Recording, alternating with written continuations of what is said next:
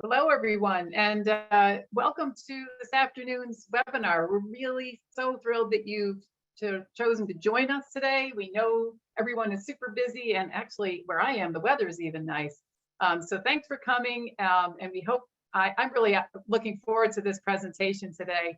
We're here to talk about the role of family peer advocates. And Courtney Lavelle and Susan Berger at Families Together in New York State have pulled together a wonderful panel of folks who are really committed to and believers in family peer support. And so we're going to hear from them today. Just to introduce myself, I'm Ann Cuppinger. I'm with the Community Technical Assistance Center of New York. And we partner very closely with Families Together in all the work that we do around family and youth peer support. So those of you who are signing on now, it would be great. Courtney, can you switch to the next slide? If you could chat in your name, the agency that you work for, and where you are in the great state of New York. And if you've wandered in from another state, welcome. We are delighted that you're here. I want to just do a few housekeeping things before we get started. The slides and resources that we're going to share today will be posted on our website in a few days. Those of you who are participating in the webinar will also get an email with a link when those are posted. So have no fear, this information will come your way shortly. Because we have a lot of people, over 100 people right now signed on to this webinar, you've all been joined in listen only mode. You do have the ability to chat in your questions during the webinar and also unmute you. So if you do have a question and you want to raise your hand, there's an icon on the bottom of your screen. It says raise hand, and we will do our best to unmute you and allow you to ask your question in that way as well. So we will take some questions during the webinar, but we've left a lot of time at the end of this webinar to be sure that we can really accommodate all of your questions. So please don't hesitate at all to ask whatever questions you have at any point during the webinar. The other thing I'll say right now is at the end of the webinar, we're going to share a link with you to ask you for some feedback on today's webinar. That's also a great opportunity for you to use the space in that feedback form to let us know what other topics you'd like us to cover in future webinars. So when that gets posted at the end of the webinar, I hope you will all take advantage of the opportunity to let us know how we're doing and share your ideas. So without any other housekeeping matters, I'm going to turn this over to Courtney and her team. And Courtney is the new Director of Workforce Development at Families Together in New York State. And we're just delighted to have her join the team. And you are lucky enough to be the first audience that Courtney gets to present to. So that's exciting as well. Thank you so much, Ann. Thank you everyone for being here. We have a great turnout already. So I think this is going to be a great resource for everyone here and moving forward. You'll have access to this webinar beyond just today. Before we go any further, I just wanted to say that Families Together in New York State is really grateful to partner with CTAC in developing training and providing support like this to FPAs and provider agencies. And this work wouldn't be possible without support from OMH.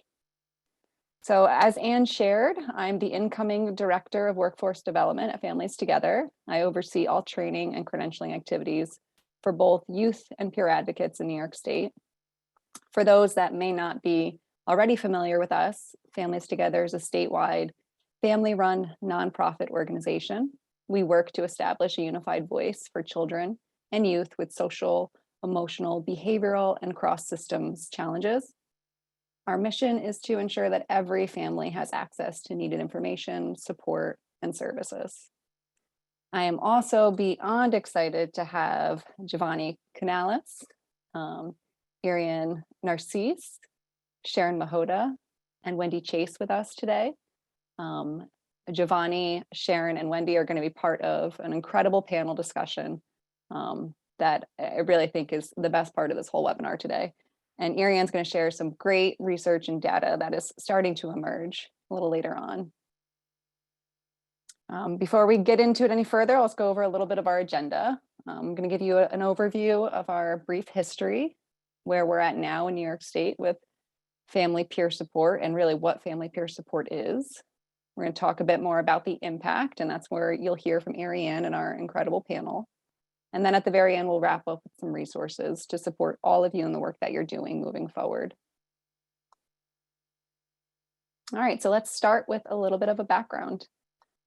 Family peer support as a movement and a service started in the 1980s by families who were gathering across the country to advocate for a voice in the care of their children. In 1989, grassroots leaders from across the country got together and formed the Federation for Families. I'm sorry, the Federation of Families for Children's Mental Health, which is a family-run, not-profit organization whose mission is to represent the voice of families. Taking the lead from the Federation of Families, in 1993, a small group of families got together here in New York State and formed Families Together in New York State, which incorporated in 1995. So between 1993 and 1995, we started our work here at Families Together in New York State, and we're coming up on 30 years soon, believe it or not, with no intention of slowing down the work that we do. Today, Families Together in New York State is a strong voice for families raising children with social, emotional, behavioral, and mental health challenges. We have parent advisors and youth partners across the state to lend technical assistance to organizations offering family and youth peer support. Family peer support services are Medicaid billable services and touch many child serving systems. The Family Peer Advocate Credential itself was launched in 2011. And today we have right around 400 credential family peer advocates, and we're still growing.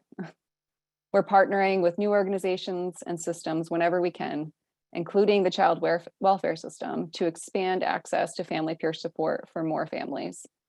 We have some exciting news. We have a brand new family-to-family engagement program that we're just launching, which was made possible by funding from the Red Horowitz Foundation. And this pilot program will assist parents involved with the child welfare system. Involved families will be educated and connected to community resources to help meet the family's needs and address safety concerns for children. So we're growing, we're evolving, we're looking for more partnerships always. Family peer support services is provided by trained and credentialed family peer advocates, like we just spoke about. We consider family peer advocates uniquely qualified to do this work based on their personal lived experience, parenting a child with similar needs and systems involvement. This experience, coupled with the specialized training offered through our Parent Empowerment Program, or PEP training as it's more commonly known, is what makes family peer support services so meaningful. And we'll talk a bit more about the lived experience, which is such a crucial part of what we have to offer as family peer advocates. Family peer support services can be provided individually, in a group, and in a variety of other settings. Whatever is most comfortable for the parent or caregiver is where we hope to provide the service, including in home, community-based settings, office settings, or even virtually today. The real goal is to meet the caregiver where they are at and encourage them to drive the support service to where they need it to go. And you'll get to hear some really great examples of this in a variety of different settings during our panel discussion later. So within the PEP training, the Parent Empowerment Program that I discussed earlier, family peer advocate candidates learn about the elements of family peer support. These 6 elements are really the foundation to the service. Every family will need a different level of support with a mix of services. So it's important to really consider all of these elements when offering family peer support. These are broad categories. Agencies blend funding from different sources to do this work, and they establish their own guidelines for the work one can do as a family peer advocate. But understanding these elements helps family peer advocates to stick to their roles and stay in their lane. Really, the keys here are support, engagement, partnering, parenting skills, and transitioning back to the community.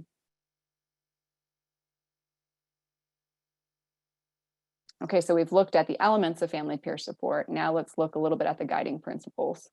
Hopefully, all of these principles apply to all services for children and families, but family peer support folds in lived experience. Family peer advocates look at parents through the eyes of someone who has been there, who's stood where they've stood, who have experienced what they've experienced or something similar. And they use this perspective to help activate, support, encourage, and really champion parents while offering hope that things can and do get better. Family peer support is individualized, it makes connections, is culturally responsive, builds skills, increases knowledge, is engaging, is solution-oriented, focuses on outcomes, broadens horizons, is strength-based, promotes advocacy, and is family-driven. All right, so let's get into the meat and potatoes a bit of this. The Family Peer Advocate Credential was developed by a committee of providers, advocates, government agency stakeholders, and researchers. The structure changed over the years to accommodate shifting service delivery needs, but the core requirements have really stayed the same. These are the requirements needed for a Family Peer Advocate Credential. There are two types of credentials, provisional and professional. The provisional requirements are pretty basic: training, education, recommendations, a written statement outlining lived experience, and a signed code of ethics.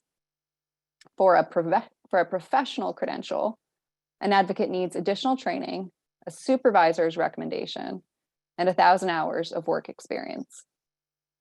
A provisional credential is valid for 18 months, year and a half, with the option of extending the credential for an additional 12 months if needed to meet the remaining professional credential requirements.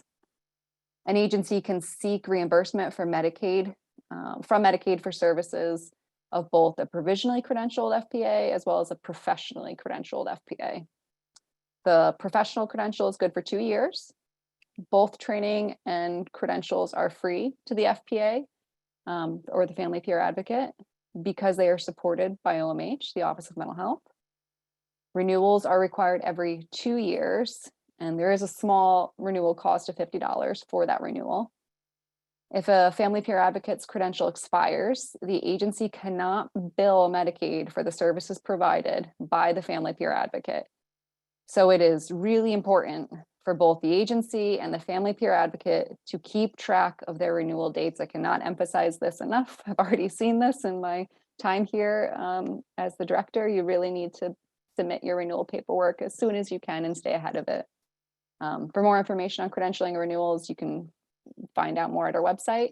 We also have a really great webinar that talks a little bit more about the credentialing process that we'll have on our website, and we can hopefully share maybe in the chat at some point during this webinar. Hopefully that was detailed enough, but please feel free to reach out to me at any point if you need more information on credentialing, because this is what I do. All right, I mentioned I was going to talk a little bit more about the lived experience. So lived experience is one of the most important eligibility criteria to become a Family Peer Advocate. I wanted to take a moment to clarify exactly what that means.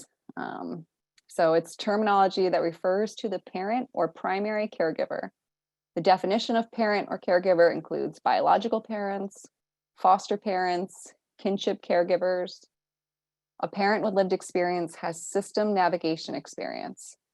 For the Family Peer Advocates you are bringing on, if you're hiring them, their experience can be anywhere in the system, in any system, in multiple systems. For example, an advocates can have experience in any of the areas of the systems mentioned in the slide that you see in front of you, and or the educational system as well.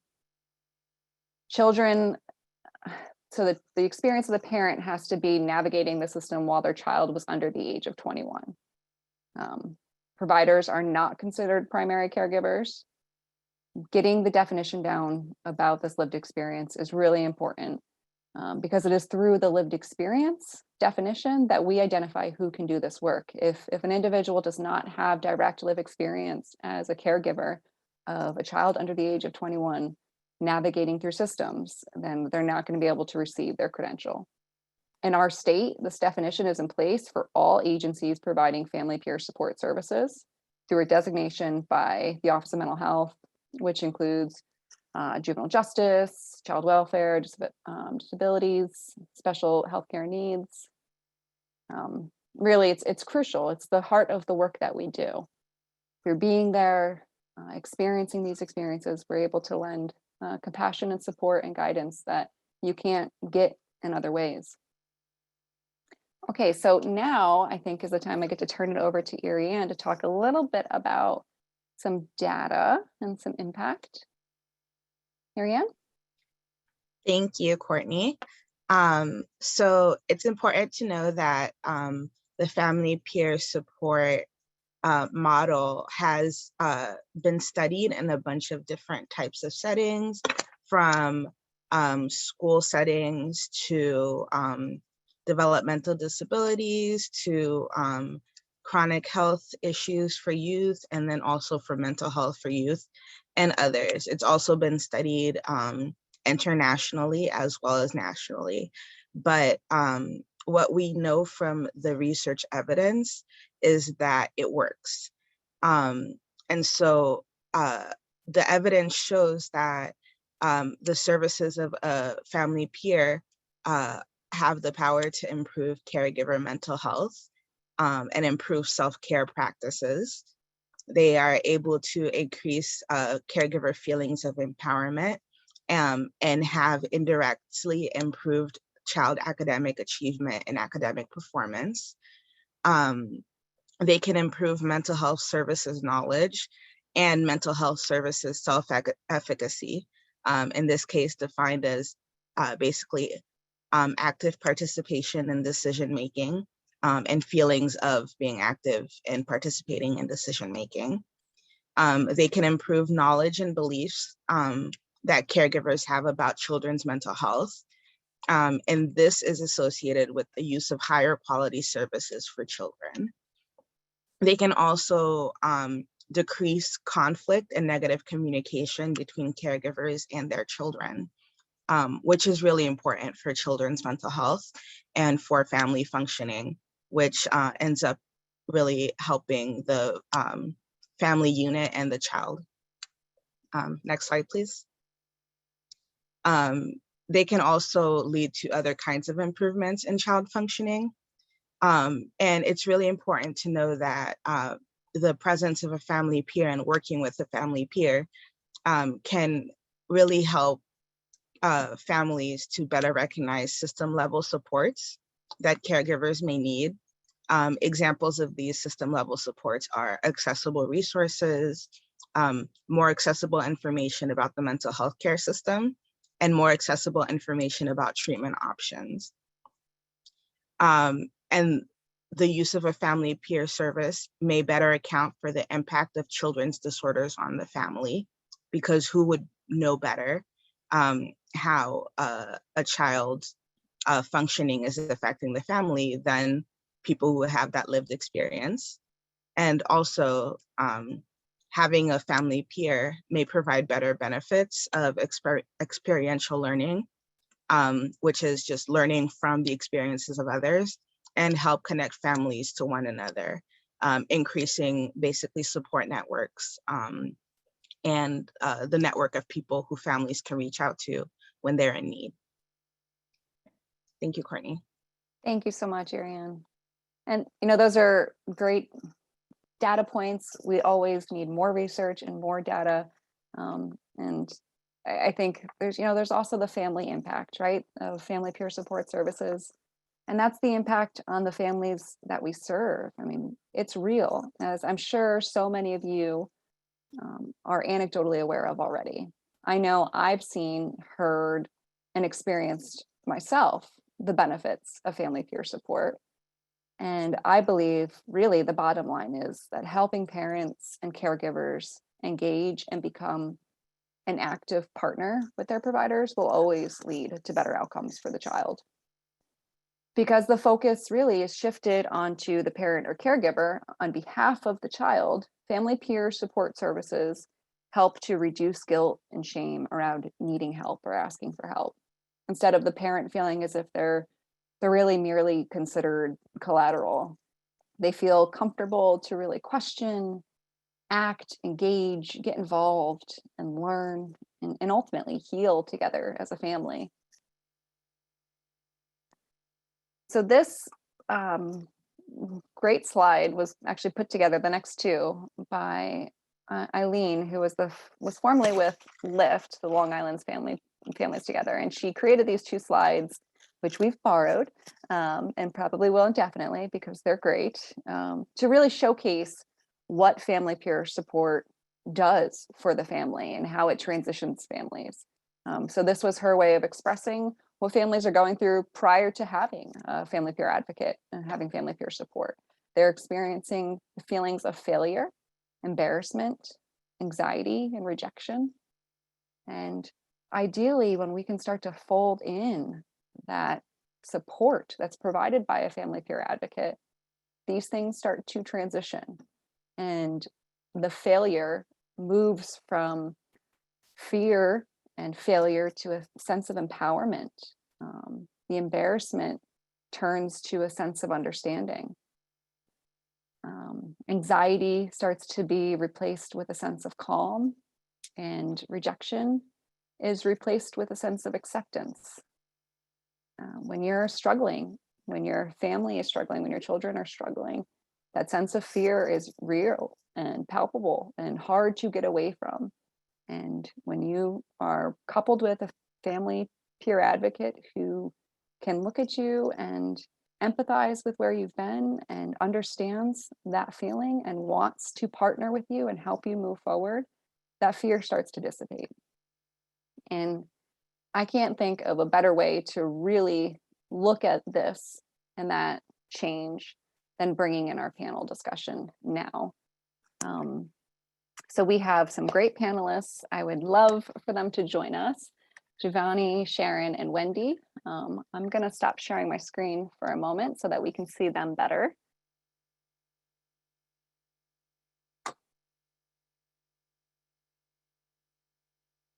Okay. So Wendy, Giovanni, or Sharon, would you like to introduce yourselves? Sure.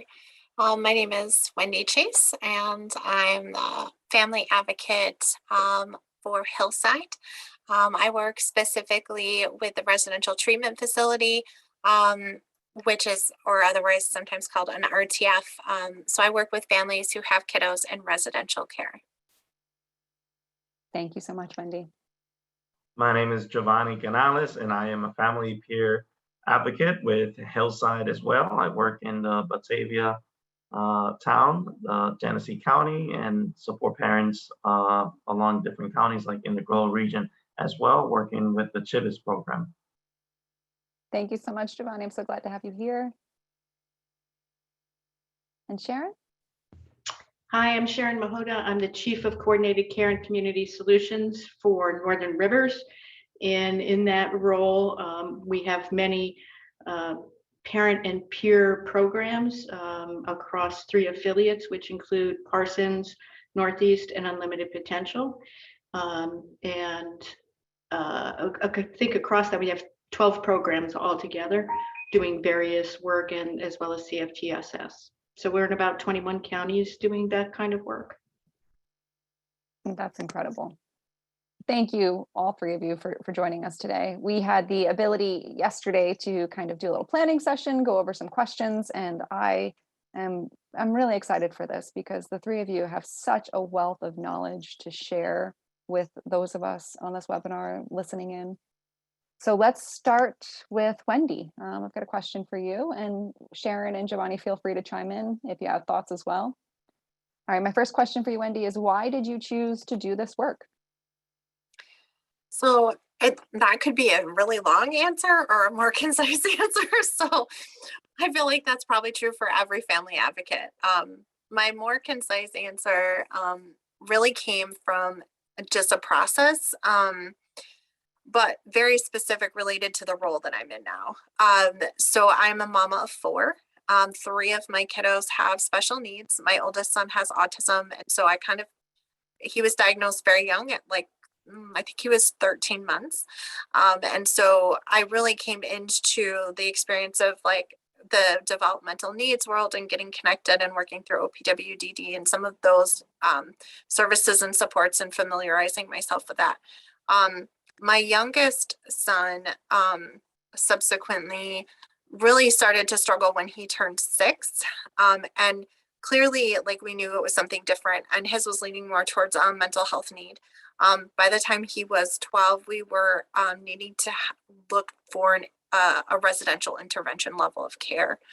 While he was there, he was diagnosed with early onset schizophrenia, and which was just an incredibly hard thing to hear for any parent and to absorb. But I took it very much like I did autism, and I was like, okay, we're going to learn about this. We're going to figure this out.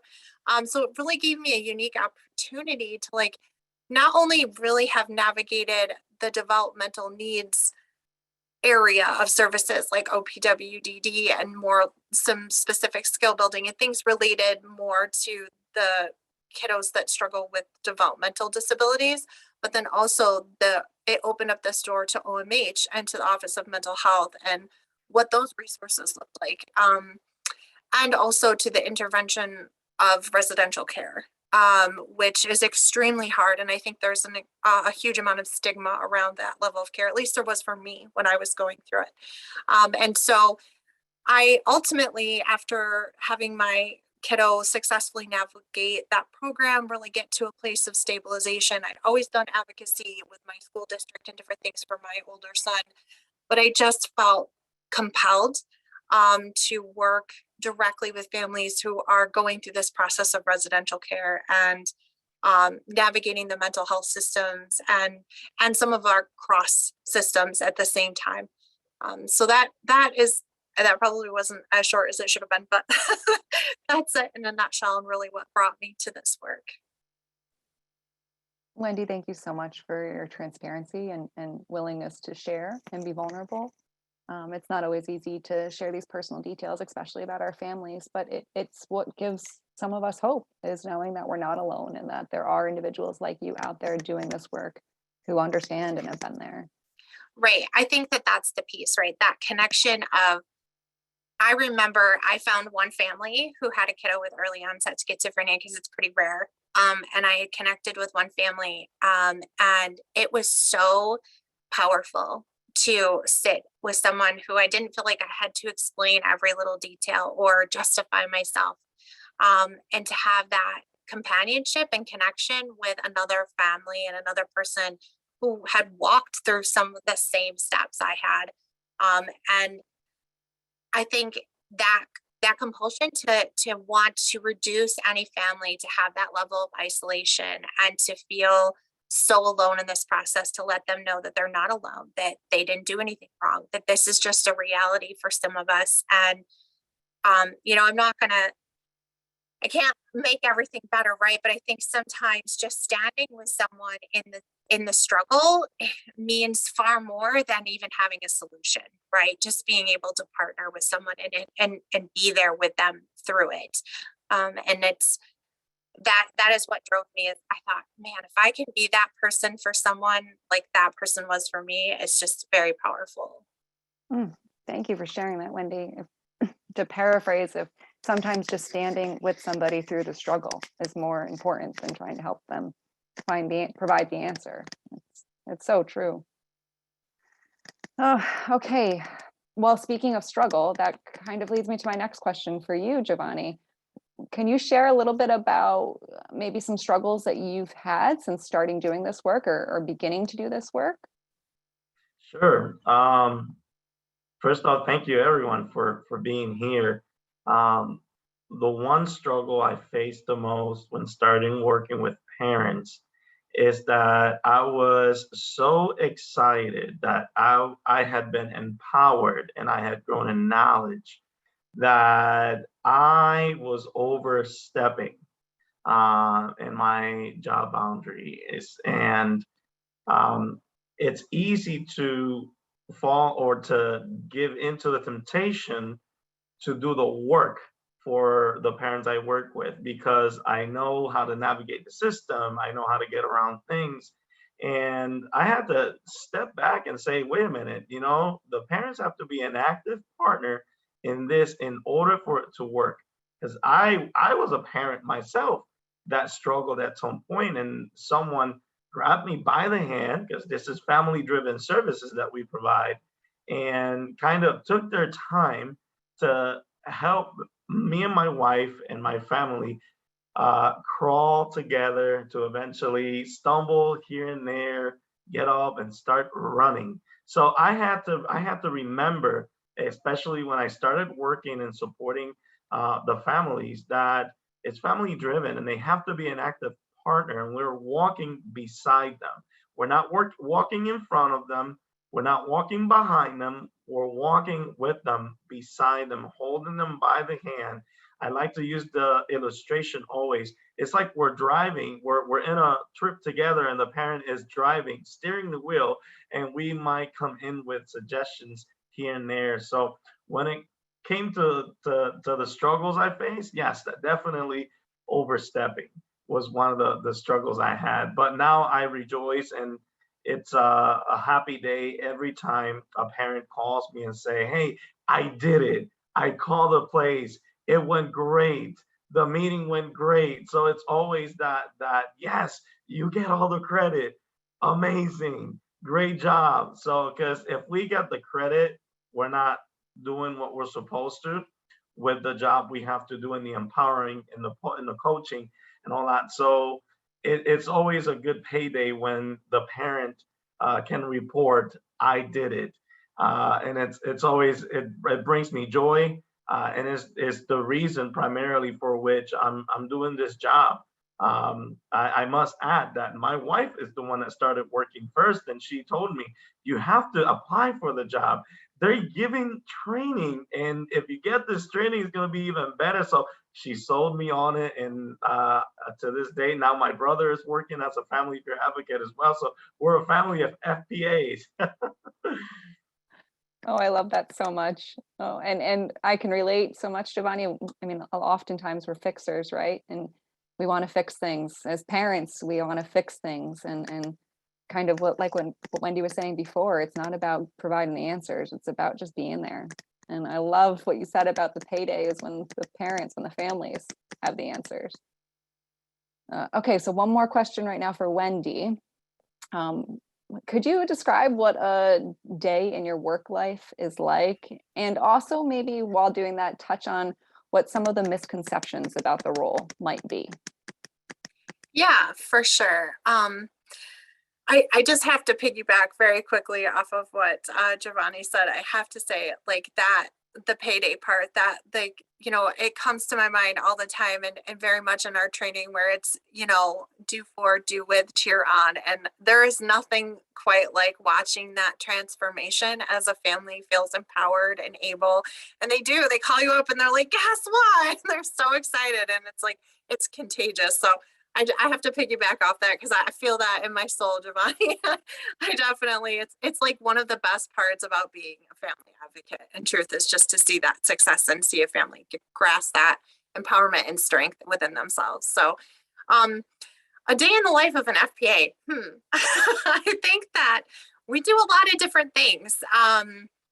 For me, I think, of course, it's like making those family connections. And I think it's the diversity and what that connection looks like. And it really varies on where the family's at and what process. And sometimes it's just being a sounding board. I feel like a lot of times I can just be sitting and having a conversation, whether it be in person, over the phone. Now on Zoom, we do a whole lot of Zooming, and just kind of providing that validation, that connection, being a sounding board. Other times it's working on like self-care plans and like, how are you taking care of yourself? Asking those questions, stimulating their minds to, because like as a parent and like being in the moment, all you think about is like your baby, right? Like, I got to make this better. And you forget about yourself. You forget that like you need to sleep and to eat, and you need to like take time to let your mind settle so that you can be the best version of yourself for your family. And so sometimes it's just developing self-care plans and like maybe doing a little accountability. So we made this plan. How'd that go last week? And kind of checking in.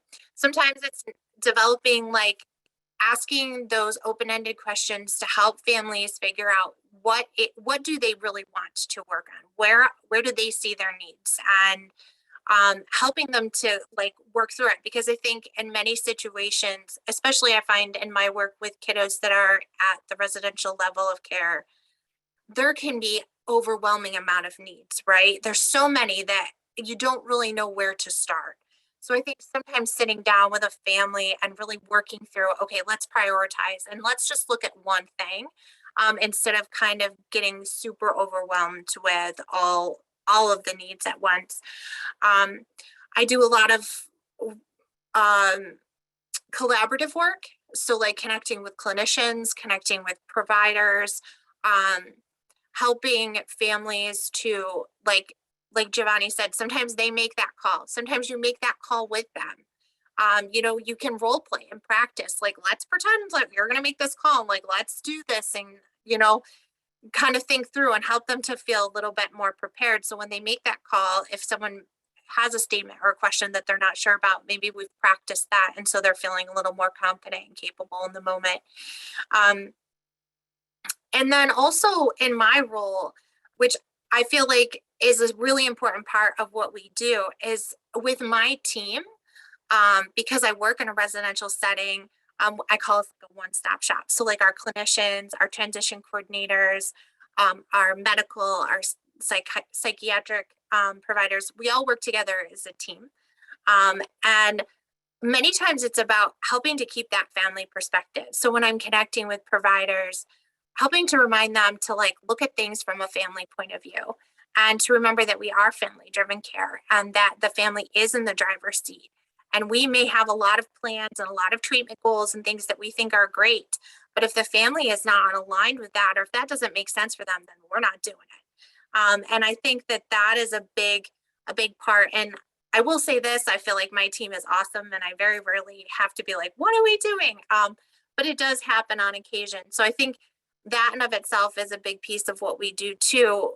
And when we're connecting in the community, is helping folks to keep that family perspective and to try to look through their lens and how they're perceiving what's happening for them. As far as like the misconceptions, I love that. I'm not sure, Courtney, I think you said it, the stay in your lane, right? How to stay in your lane. That is a huge thing for me in my role. I think sometimes because we work very collaboratively as a team, it can be a challenge and a misconception for people to, they don't really understand the specific role of a family advocate. Sometimes they think, oh, your role is just to persuade them to do what we want them to do. I've had that kind of come along a lot. And I'm like, that's not what I do. It's actually the opposite of that. So I think that can be a misconception. I also think that there's a misconception around our role as far as being a professional role. You know, we have the credential. It really is a professional role, and to be seen as an equal amidst in the professional field. I certainly, there's benefits to that, and then there's also some challenges with that. You know, we're obviously a peer, right? We connect because we have lived experience, and so that part is different. But the way we present ourselves, the way we can interact and work collaboratively with providers is at a professional level. And so I think sometimes that is a little bit of a misconception for folks. Thank you so much for sharing that, Wendy. And Giovanni and Sharon, also feel free to jump in at any point with comments. I do want to turn over to Sharon now and ask you a question. You know, you have such a dynamic background and a lot of experience in this work.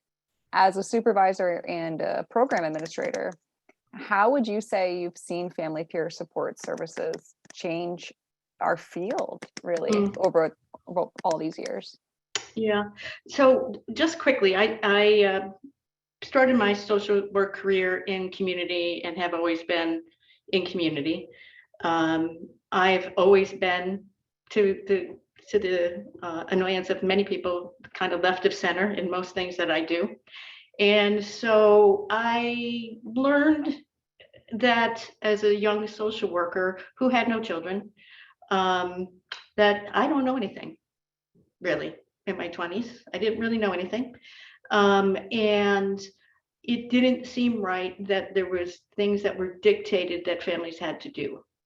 And so when I met people who were talking about the family movement back in the I grabbed onto that. And I think about all the people who helped my family, who understood my family. They weren't necessarily parent advocates at the time, but they were community people. And so from that point of view, when we had the opportunity for the home and community-based waiver through OMH, we hired a parent advocate. We had one parent advocate because that's all we could afford. That felt like a token kind of situation to me. And as time has gone on and there have been more opportunities for peers and for funding of contracts in some places, we've been able to expand on that. The transition from when I first started this work to now being an administrative type of role, I think there's more respect for family advocates. I think there is a greater recognition for what you talk about is also like a rapid engagement. I want to say that it's immediate trust because everybody needs a little time to get used to people. But when when you know that somebody is walking with you that has nothing to gain, but what's in this family's best interest, it changes the trajectory of what can happen with families. We try to the best of our ability to have our family peers or our youth peers when we have them, or our peer specialists to be the first people who engage the family or the individual who is requesting services. I think it's been hard for people who think they have to know everything, no matter who you are, to let go of some of that and realize it really is a village. I think that sometimes when the clinical staff get caught up with paperwork and the questions and all the things they have to ask and the timelines, they get a little cuckoo for Cocoa Puffs. And I think a parent advocate or youth peer can take on some of those things and even sometimes, ground us around that anxiety of not wanting folks to fail. I do think that we're generally speaking an empathetic bunch in terms of both family advocates and clinical providers, but it's different. And so I'm happy to see, a diverse group of people. We have advocates who come from different systems. We have advocates who speak Spanish. We have advocates of color, not as much as we would like, but we're getting better at that. And it feels good to share experiences and some of the things that they've done as a collaborative group. And one of the things that we hope to do is pull them all together across these programs so that they know that they're not alone. Is amazing. I can't tell you how much food delivery and crafts and things that people did throughout the COVID, how many Zoom meetings, how many cheering sessions, how many let's get health and wellness kinds of things via Zoom, walking via Zoom. So it's an amazing, amazing thing when you catch that spirit and you're able to be a part of that team. Thank you so much, Sharon. Obviously family peer support works. Obviously family peer advocates have a profound impact because the service is growing. It's growing within the systems that it exists in already and into new systems. So we know it's there. We know there are misconceptions and some people have different ideas, but hearing people like yourself, Sharon and Wendy and Giovanni talk about this work and the impact that you've seen it have or experienced it have can change so much for individuals who just don't know yet. And Giovanni, I'm going to ask you a question about that, I guess. Can you give us an example, maybe like a recent example of helping a family really navigate the system? And what does that look like? And what kind of effect did that have on the family? Definitely. I can come up with so many examples and testimonies of this particular question, and one that really comes to mind is the a family that were struggling in the school system. And when I come in the picture with the experience I have, I was able to just take the time, because then we're talking about time again. Things just don't go from A to Z in 30 seconds. So it takes time to explore. It takes time to educate. It takes time to go through those barriers that the families experience, and eventually, little by little, we make a way. This particular family was able to be educated with knowing more about the school system, the ins and out, the things that could be put in place, how to, get around the system. That's the most important thing, and then after that, it's just the empowerment part to make sure that they can raise their voice, that they can be heard.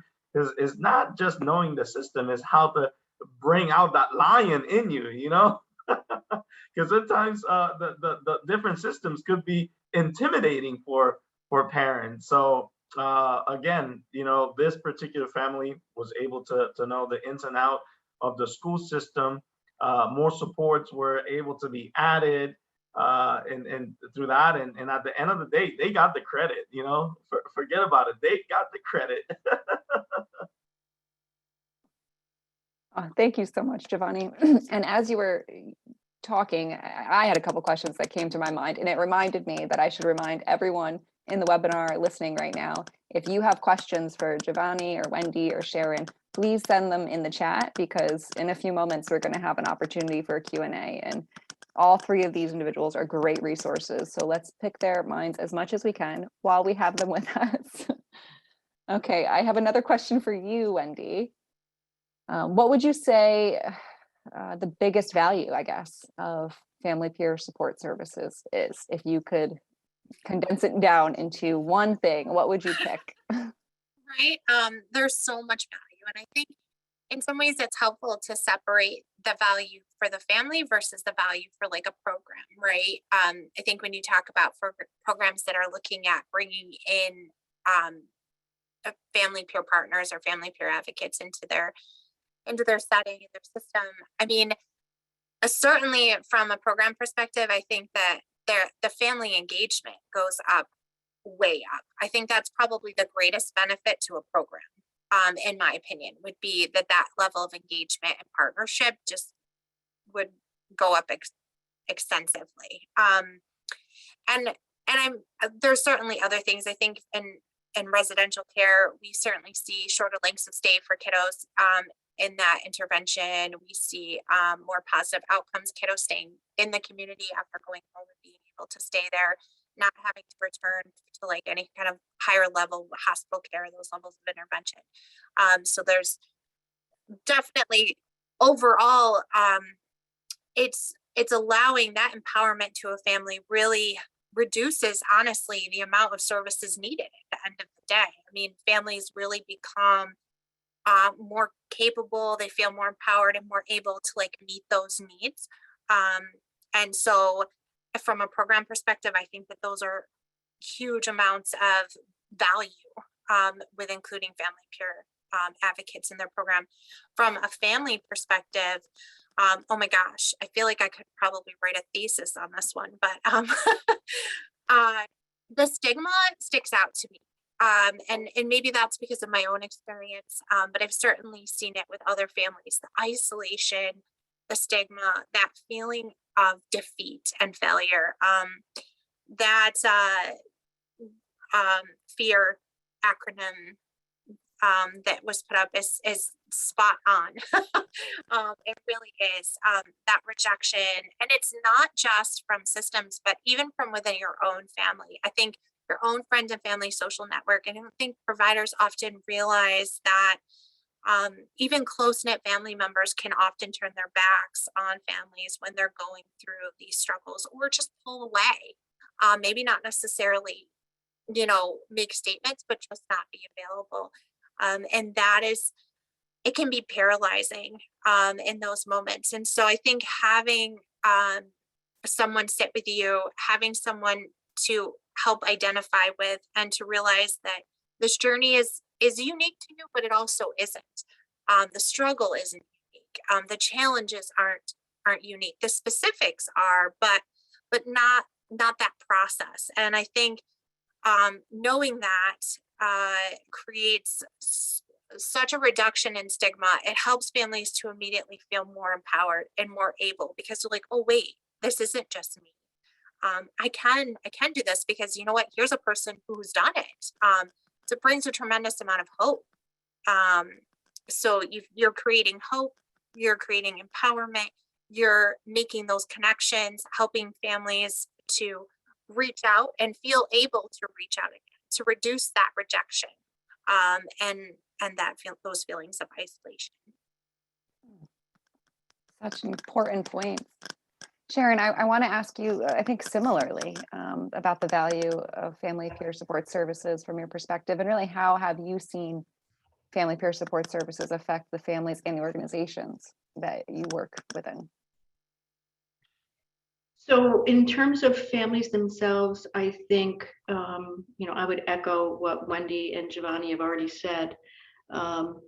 In terms of systems, I think it's like when anything else, when you start to see success, it grows, and people start to really understand how this works. But specifically, when folks are in the middle of challenges and they've had a parent advocate that they can reach out to, I see, and I've heard from my staff, that it's much less likely that they will, go missing, radio silent during some really hard times. And again, sometimes it's just standing with and allowing that to happen. And, some of us are, can both understand the process and want to move forward. But I think that there's a real empowerment versus enabling that happens. That sometimes has more sustainability than when you see some changes in a clinical effort. Especially since family advocates usually are able to stay involved, or you as an advocate can refer to a community-based advocate as the state tries to make that happen. So I think those things are what I've seen and what I've heard. And Sharon, I'm going to stay with you for one more question. Oh dear. Okay. It's the last one I've got for you anyway. You've worked with family peer advocates in, as you've already described, in various programs. What issues have you found with other staff misunderstanding the role, and what have you been able to do to help with that, or what have you seen help it to be corrected? I think persistence and consistency to help correct it. I think sometimes there's a sense of ownership of the progress. Sometimes there's a misunderstanding that this is a shared experience. This shouldn't be anyway, a health home care manager or a CFTSS supervisor saying, I need you to do this. This is really an engagement process where families take the lead in helping other families craft for themselves something that's truly going to work. If we want to be strengths-based, and if that has meaning, that to me is the basis for what we do on either side or as a team. No, very well put. And when we support our families and we get them the right support and encouragement that they need, sometimes we see this beautiful thing happen where the families transition from needing help to providing the help. Absolutely. And we have had, we've had the absolute wonderful opportunity to have a program advocate a program manager who is a woman with lived experience who has been very instrumental in the ongoing relationship build with other providers, counties. I think also able to say, every social worker that you meet is not a horrible person. Every residential placement is not a horrible experience, but it's important for us to help you get what it is you and your child need. So I think there's a balance in that kind of stuff. And I think I know most of the group. They're very vocal, but they're extremely professional, and they share a variety of talents, and they also use each other in terms of levels of expertise, whether they're in the same program or not. That's great. And on our panel here, right, most of us have that experience, that transition. Giovanni, I want to ask you my last question. I know we have a bunch of questions for Q&A still, but as a family member receiving support first yourself, how did that experience affect your ability to want to become an FPA? It affected immensely. First off, I have to say that my family struggled big time. The words that you showed earlier with fear, that's exactly it. Is exactly what we were experiencing, and going from there and being isolated, feeling anxiety, embarrassment, and rejection. Because yes, a lot of times we are rejected by our own family members because everyone can fix our problems so quick, right? But I was met where I was. I'll admit we were struggling. We may have been a mess, but someone, after going through so many situations, after the calls, the cops being dispatched home, feeling like we were walking on eggshells, we knew something had to happen. We just didn't know where to start. And eventually, somehow we got connected to Hillside, and a marvelous and awesome FPA came to our home. And I'll be honest with you all, it was the first time we actually felt, and I get emotional when I say this, because that first meeting, we knew things were going to change. Someone met us right where we were. No judging, no,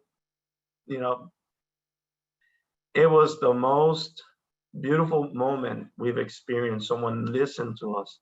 She understood. She had gone through similar situations that we went through. That made a connection with us, and a bond that helped us open up. And after that, she helped us navigate through different systems. She coached us.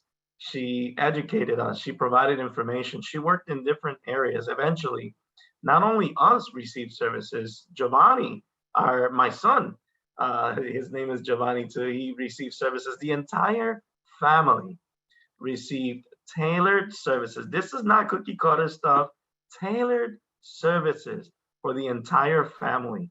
And eventually, things didn't change overnight. We started seeing sunnier days. Things got pretty good. My son is into a different path now, thanks to the support and the help. That helped me be able to do the job I do now.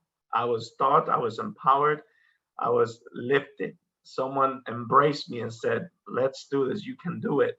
Cheer me on, and that, with my lived experience and the education and the training that I went through with this FPA, which she is now my wife's supervisor and my brother's supervisor. Now I say humbly, more than capable, able to do this job. And now I get to empower, I get to educate, I get to help other parents in the community. It's such a blessing to help other families in my community, and for them to know that there is hope. There is hope. There's things that can be done, that will be done, and they're becoming resilient, and we're seeing people being families being transformed, and I'm beyond blessed. Oh, goodness. Thank you, Giovanni, for being vulnerable and sharing that. I mean, that's what this is all about, is the fact that those transformations can happen, that support can lead to these kind of outcomes. That's why I think all of us are on this webinar today. That's why we all do this work, is because we're holding on to those moments and trying to duplicate them. Okay, Anne, I think now we're ready for some other questions if we have time from the audience. Yeah, please stay with us as long as you're able to. We set this webinar up for an hour and a half because we knew that we had expertise and wisdom in the room, and we wanted to not only, share that, but to really be able to connect with the questions that you all have. So I'm just going to dive right in, and you all can take, whoever wants to take the question can start with it, and other people can add back in. But we have, 10 or 11 questions already. So we'll just share the wealth around here a little bit. So the first question that came in was, have any of you recommend any books that you've read that helped you in your role as a family peer advocate?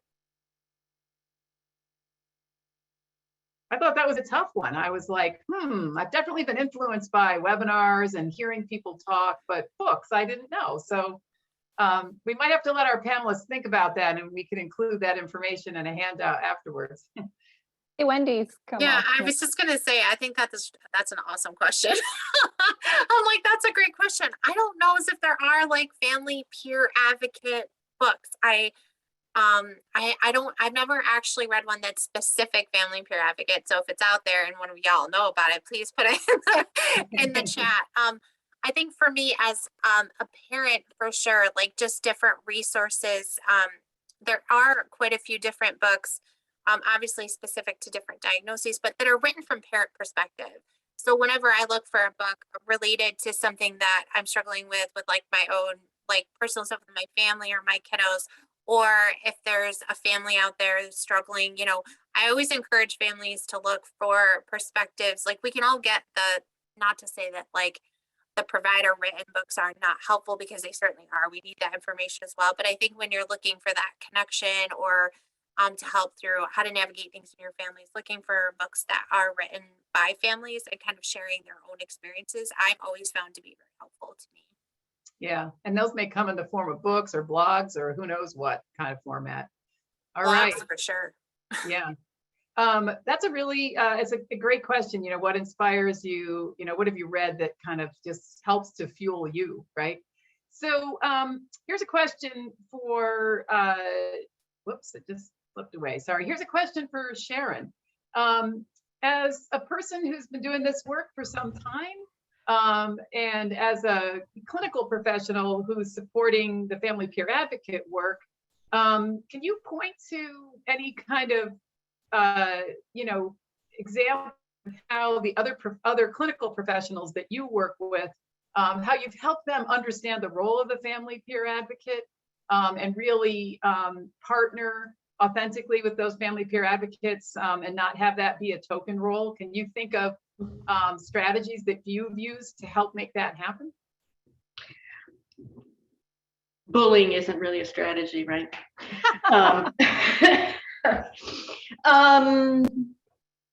I talk a lot and sometimes wear people down.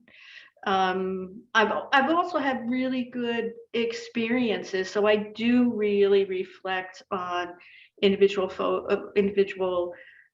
families, and if I have the opportunity to talk to families first, because I still take referrals for a variety of different programs, I share with them that they don't even have to get into any kind of program beyond family support until they feel comfortable that there's anything else that they might want. And, in Albany and Schenectady, we have those programs. I've been around long enough that I know some other people who do this work across the state, or at least the eastern part of the state. But I think it's just experience and talking frequently about what's the value, what have we seen, did you know so-and-so, that person had this experience. And I also, one of the things that we did in the early days of the waiver was to really talk about this from a strengths-based perspective, and that everybody shares, this is a shared experience, in the waiver. When we partner, no one person has everything on their shoulders. Families get an opportunity to see how our behavior is with regard to interacting, and that should be a role model for families to begin to feel comfortable. If we are disrespectful to anybody in that team, it has an impact on any of those other people, whether it's the probation officer, the educator, any of those folks. And then I've also, from a clinical perspective, what I have seen over the years is that sometimes, especially in outreach where you're very autonomous, you can have a family where your perception is that the parents are extremely rigid or uncaring, and the tendency is to befriend the child. And what I've said to people, first of all, is behavior is language, whether it's the child or the family. And we need to be able to think about how to translate that and ask the appropriate questions. But the other part of that is, as I said, we all have a role, and we can incrementally help support each other, making those changes for the greater good. We can't be splitting families, and no one person can do everything, and no one person knows everything. Doesn't make any difference how many years of school, how many years of experience. Something's always going to come up, and you hope that the skill sets that you've learned can help you shift and ask the right questions. But that's really it. It's telling people this doesn't have to be any solo performance. This is not about our egos. Yeah, so important. Wendy and Giovanni, can you think of examples of what your supervisors or other professionals in roles other than family peer advocates have done to really make that partnership work and indicate to everybody that that your role is really important? Yeah, for sure with me, especially because mine's kind of unique where I'm not as independent. I'm very integrated into the team. And our program manager was like outstanding. She just had me, like, I was in all the meetings. She's like, you're going to come in, she introduced me as part of the team. She definitely looked to me and when looking for family perspective, or she would say, how, we're looking at doing this. How do you feel like that lines up with family driven care? She would pull me into those conversations. And honestly, many folks, like I had said, really were very welcoming, and I feel like understood the role of family advocate. I'm guessing they had worked with family advocates in the past. There were some that it took a little bit more, but I think just overall, like, being open, showing and demonstrating that, the FPA is part of the team, and helping folks to understand the value, right? What they're bringing to the table, what they can do, and like clarifying that role. And I think that is very helpful when you're trying to integrate. Yeah, really helpful. Giovanni? Yeah. Yeah, I agree with Wendy, and we're very integrated, and I appreciate the work of my supervisor and program manager who are continuously, because sometimes it's that, like Wendy spoke or talked about earlier, with the misconception of the FPA role. And I think at times in my experience, my supervisor and sometimes program manager has played a huge and important role in clarifying FPA role with some of those professionals, and I am greatly appreciative of that. Yeah, thank you so much. Yeah, it sounds like you all are both great supports and being well supported on your teams. And I know we have some folks on here who are just exploring the possibility of hiring family peer advocates. And so I'm really glad to be able to share some of these strategies with them as well. So here's a question that everyone is on everyone's mind. One person was brave enough to ask, what kind of techniques or resources do you recommend FPAs use to help themselves stay organized, get all their paperwork done, do follow-ups, manage trainings? Like, basically, what kind of strategies and techniques do you do to help them with that juggling act? Any of you can start. Yeah. I feel like it's the big D word, documentation, right? Like Yeah. it's like this overhanging feeling that's always there, right? For me personally, that was my biggest struggle, was managing the requirements of documentation. I'm like all about connecting with families, having those conversations, doing the work. And then someone was like, by the way, you have to write that all down in a way that makes sense and other people can follow. And I was like, wait, what? So it's good. And I think it's understanding the importance of it, but then it's really just building habits and making time.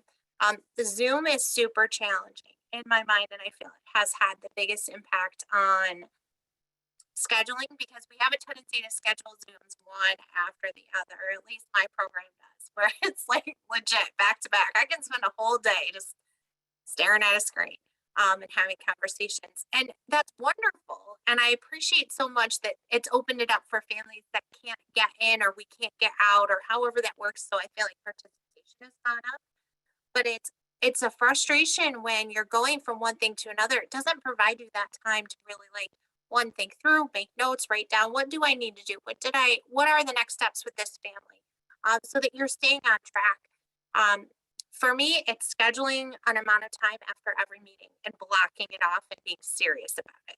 That I'm going to take a few minutes, can be 15 minutes to 30 minutes, depending on what the meeting was about and how long it was, to quickly kind of make some documentation, to make some notes about what next steps I need to do for that family. Having a really solid calendar is super important, and like legit, like a really thick one. I joke, but this is like a 6-month book, but it's this thick. But that's 6 months, and it's because it has meeting note spots, and it has it has spots for stuff. So, and for me, that's very helpful because I can make notes and write it in my calendar for the next meeting of when I'm going to meet with them, so I don't forget that I need to do those things. So for me, it's finding time after each appointment and then having a really good calendar to keep things organized, but it's still not easy. Giovanni, what's your magic recipe? Oh, yes, it's I'd say it's finding what works for you best. Unlike Wendy, it sounds like she does some of the stuff on paper or book. I'm completely digital. I am a digital person. It did take some time for me to get used to it, but it does help me follow the calendar on my phone. And just like Wendy said, making sure you're appropriately documenting those appointments, especially after you speak to the parent, because you want to make sure you follow up with whatever situation or just a plan of care. Also, when it comes to documentation with that you're working with, finding a good flow of a workflow with the documentation. I do all documents on the file in the computer, but I also keep let me see what it's called here, sticky notes. I do a lot of the sticky notes, and I have a to-do list. So I'm constantly checking my to-do list on my sticky notes, especially with the treatment plans and safety plans. Those expire now every 6 months for all the programs across. So really got to stay on that. And the most important thing that I think I used to, when in the beginning, it was really hard for me going into the patient's chart or documents. If you have some document saved in the computer, right?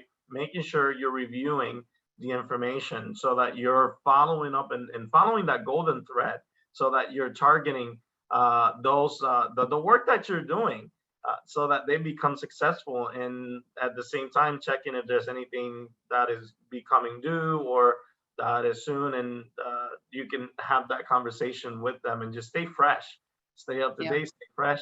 So yeah, and tying that all into self-care, and how if you can stay on top of it, you'll feel a lot better. It's tricky because you all are out in the field a lot, and it's not, there's no magic solution, but I think you guys are recommending a couple of things. Sharon, do you have anything quick you want to add, or shall we keep going on? I mean, you've supervised a lot of people. Any wisdom on this topic? So you're still muted, Sharon. You're welcome. I don't have any direct supervisees anymore with the parent advocates. I know that we've done things like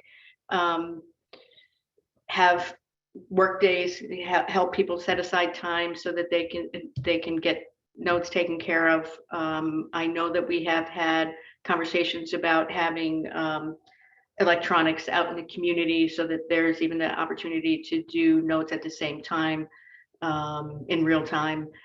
But in terms of, I am one of those people who, not being a parent advocate, still was the one who didn't get the notes in on time. And I know there's several of my staff on this call, and I'll hear about it later, but it's also true. And so I had to really work hard to do some of the kinds of things that Giovanni is talking about and that Wendy is talking about to stay focused, because it was way more exciting to hear people than it was to actually put the notes in. But understanding that, I think the turning point for me was understanding that this is a story. You want that story to be as accurate as humanly possible. You want to reflect the amazing things that people are doing. And then this is a history of that family's progress. And you want to make sure that that is, at the end of the day, should that be sent to anybody else at the family's request, that those things are known. Yeah. So that kind of responsibility to stay focused on the paper is really what I think turned me around. Not to say that I wasn't always Johnny on the spot, but. Well, right, just, being reliable and making sure that things are moving forward, on behalf of the family makes a lot of sense. So we have several more questions we want to get to. So we're going to do a couple of speed rounds. You get one sentence. How many families do most full-time family peer advocates work at a time? In other words, their caseload. I've done up to 26 at a time. I've had down to like 19 at a time. It really depends on the program and how much you as a family peer advocate, you believe you could do without burning out. And without letting things get out of control, really. Right. Okay, Wendy, how many folks at a time usually? Yeah, my program is more specific on how many beds we have. So we have up to 29 beds available, and they are almost always full. So I'm usually at the cap, but it fluctuates based on who's coming in and out. And I will second the burnout theory. Also, do not burn yourself to the ground. Exactly, and that's an interesting thing for people to work with their supervisors around. Sharon, what's the range in your program? Oh, we have everything from per diem staff to full-time staff, so it varies. We have huge waiting lists. We've had challenges with parent advocacy based on rates. So somebody who is on this call might be able to type into the large group. I'm going to say on average for the full-time people is probably at least 20. Yeah. And yeah. If somebody asked me to pick a statewide average, I'd have said that too. So if people want to chat in how big your caseloads are, feel free to do that. I'm going to go to our next question. And this really gets to an important thing that Courtney and Susan and others here train on all the time. How do you separate your personal feelings and lived experience while helping a parent? I think that's for Giovanni and also for Wendy.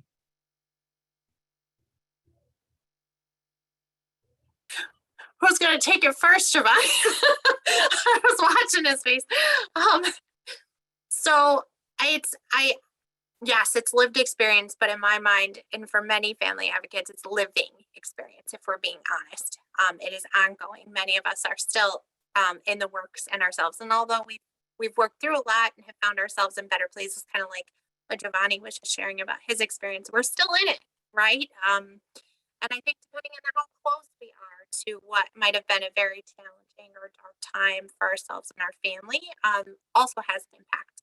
So I think because it is living, there are times when it touches things very, very close to home, or when you really have that huge impact. And I think, yes, our lived experience is an important part of what we do. And we are encouraged to share it, but I think you only share what you're able to share and what you're comfortable with. And I also think it's shared for a purpose, right? The only time that our lived experience is really used is when it can be an encouragement, a benefit. It's not like you're connecting with your best friend and you're just kind of talking through and sharing. You share your lived experience with purpose. And so I think that is a really important part and to always remember. And just because a family asks you, or if a family kind of pushes for more, it doesn't mean you have to share. I think you get comfortable with like where your lines are as an advocate and what you're able to share. And like I said, that can change, especially based on what's happening in the moment of your living experience. But that's my general thoughts and guidelines. Yeah, Thanks, I Wendy. agree. I agree with that. Make sure or be careful to not overshare your own information, your own lived experience, and just make sure you use it at the right time. That's the best thing we can do, and do a self-assessment every time just to make sure we're nice and stable and that we're good. Yeah, and you know, everyone on this call will notice that both Wendy and Giovanni shared, you know, a little bit about their family and their family's experience in a way that really helped you connect with them. But they didn't have to, you know, share all of the details of what had happened. And you know, I think you're gonna, those of you who are new to this will, you know, you'll come to your own understanding of how to do that in the service of the families that you're working with to build hope and empathy and engagement, but also maintain your own boundaries. But it's an ongoing process and a really, really important question and an important thing for folks to think about. All right, has anyone ever had a parent who was in obvious need of support, but was not receptive to your support? And if you did, what are some ways that you were able to extend a helping hand to that parent while also giving them the space that they needed so as not to overwhelm them? That's a very good question, because normally you'd think if someone is not being receptive of services, it's almost the thought of, okay, we're going to end it here. I always say, and when I make that initial call, I think it's the most important call that you can make to a parent, because at that point you're introducing yourself, you're explaining some of the services, and beforehand, if you had connected with a care manager or other professional that could at least give you an insight on the family's needs and all that, you can work around it. So I would not assume that just because they don't feel like they need their services, that's the route they're going to go. In my experience, when they say that, they're probably not, they're not very well informed of what we can offer, what the services offer. So sometimes a little bit of education takes you a long ways with the parents, and information, providing information.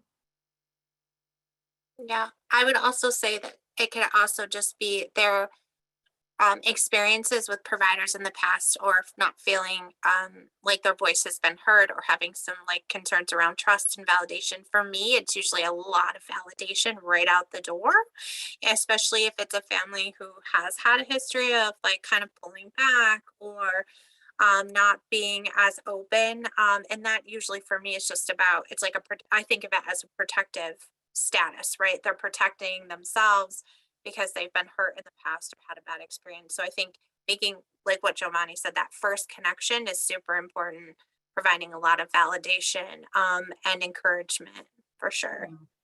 You know what I hear both of you doing very fluidly, and something I've really learned to do from experienced family care advocates is reframing. You know, we put meanings on people's behaviors that may not have anything to do with why they're doing what they're doing. And giving people space and asking questions. You know, somebody asked a question about motivational interviewing, and you know, one of the techniques you use in motivational interviewing is when someone says something and you're not really sure what to do with it, you say, "Tell me more." And that "tell me more" question, in various versions of the "tell me more" question, can get you a long way in really getting to the heart of what's going on. It also applies to your work, right? Because if you have an idea in your head about what needs to be done and you go down that path without checking in with the parent, you might find out that they had a whole different idea of whether that was even an issue or not and what should be done about it. And of course, it's not very empowering. So yeah, really good advice. Somebody here is writing in from a mobile crisis program, and they're saying that they just have the shortest amount of time to interact with the family on a crisis basis. And what would you recommend is the most kind of how to approach that, first of all, and what's the most valuable information that you could impart to someone if you really only had